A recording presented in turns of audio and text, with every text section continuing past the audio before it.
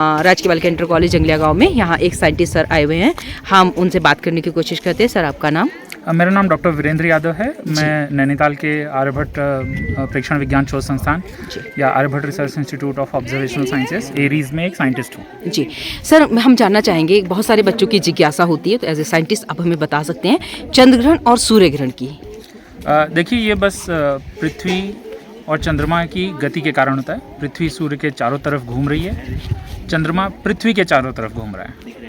तो ऐसे इन तीनों चीज़ों के ऐसे कुछ इंस्टेंसेस होते हैं, ऐसी कुछ क्रम होते हैं जिसमें चंद्रमा घूमते घूमते पृथ्वी और सूरज के बीच में आ जाएगा। तो पृथ्वी से अगर आप देखेंगे तो आपको ऐसे दिखाई देगा कि चंद्रमा सूरज को ढक रहा है। ये कभी कभार होता है, कुछ स्पेशल कारण हैं उसके। ये तीनों जिस तरीके से हैं, एक क्रम में जब आते हैं, तो जैसे जब चंद्रमा बीच में आ गया तो चंद्रमा की छाया पृथ्वी पे पड़ेगी और उस छाया के अंदर से अगर आप होंगे पृथ्वी पर तो आपको सूरज ढका हुआ दिखाई देगा। वो हो गया सूर्य ग्रहण या सोलर एक्लिप्स। सिमिलरली जब चंद्रमा घूमते घूमते दूसरी तरफ चला जाएगा और पृथ्वी बीच में होगी तो पृथ्वी की जो छाया है वो चंद्रमा पर पड़ेगी। तो अगर जब आप पृथ्वी से चंद्रमा को देखेंगे तो आपको वो पूरा चमकता हुआ नहीं दिखाई देगा, उस पर छाया सी दिखाई देगी, तो वो चंद्र ग्रहण हो गया या लूनर एक्लिप्स। लेकिन अब ये जो ऑर्डर है कि मतलब सन हो गया, मून हो गया और अर्थ हो गई, तो ये हर अमावस्या के टाइम पे होता है जब चंद्रमा बीच में आता है। और सिमिलरली हर पूर्णिमा के टाइम पे जो पृथ्वी है वो बीच में होती है। सर, देश के बच्चों को आप साइंटिस्ट बनने के लिए कुछ दो शब्द ऐसे बोल दीजिए कि बच्चे को प्रेरणा मिले और वो साइंटिस्ट बने। जिज्ञासा, ये सबसे ज़रूरी है। कोई भी इंसान ऐसा नहीं होता कि जिसको हर चीज़ पता है। अगर आपको साइंटिस्ट बनना है तो ऐसा नहीं है कि मतलब आप बहुत ब्रिलियंट होंगे, आप बहुत इंटेलिजेंट होंगे तो ही होगा। तो जिज्ञासा सबसे बड़ी चीज़ है। दूसरा है लगन।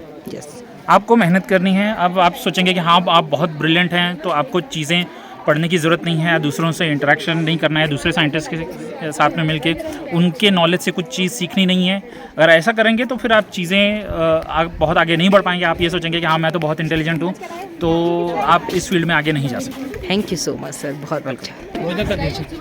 के साइंटिस्ट हैं परवेज जी हैं, एंड देन मैम का नाम है अनन्या जी। अनन्या जी, मैम कुछ बोलना चाहेंगे यूथ के लिए और हमारे देश के बच्चों के लिए कि वो साइंटिस्ट बनने के लिए अग्रसर हों? मैं ये बिल्कुल नहीं बोलना चाहूँगी कि सबको एक ही जैसा सोचना चाहिए।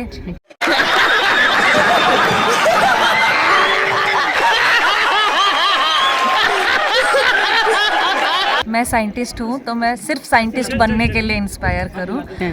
बहुत सारे रोल से निभाने के लिए सोसाइटी में वैरायटी चाहिए, डाइवर्सिटी चाहिए। और जिस फील्ड में जाना चाहता है वो अपना 100% पोटेंशियल उसमें देना चाहिए। एज ए साइंटिस्ट आप बच्चों को क्या कहना चाहेंगे? अगर साइंटिस्ट बच्चा बनना ही चाहे तो कोई 2 शब्द जो बच्चे को मोटिवेट करे। अगर साइंटिस्ट एक अच्छा साइंटिस्ट बनना है तो हमेशा अपने अंदर के बच्चे को ज़िंदा रखना ज़रूरी है, क्योंकि बच्चों में क्यूरियोसिटी, जिज्ञासा ये सबसे ज़्यादा होती है। जीजीआईसी स्कूल में हैं और ये है वहाँ की टीचर जो कैरियर काउंसलिंग, एडोलेसेंस हेल्थ पे प्रोग्राम कराते रहते हैं। तो एक गुरु की कुछ, मैम आपका नाम? मैम मेरा नाम आशा रानी है। आशा रानी है, thank you so much ma'am. इनका नाम जानना चाहेंगे? पूनम वर्मा। पूनम वर्मा। एक अलग और टीचर है, इनका नाम जानना चाहेंगे? मेरा नाम मैम सुलोचना गिरी है। गुरु है जिनसे हम बात करेंगे, क्या नाम है आपका? उषा कार्की। सर आपका नाम? बीआर कोहली। बीआर कोहली जी ना? हाँ, प्रवक्ता हिंदी। अरे वाह, क्या बात है, हिंदी। हाँ जी। वक्त होता तो शायद आपका इंटरव्यू करते एक हिंदी पे, लेकिन कभी वक्त मिलेगा तो हम करें।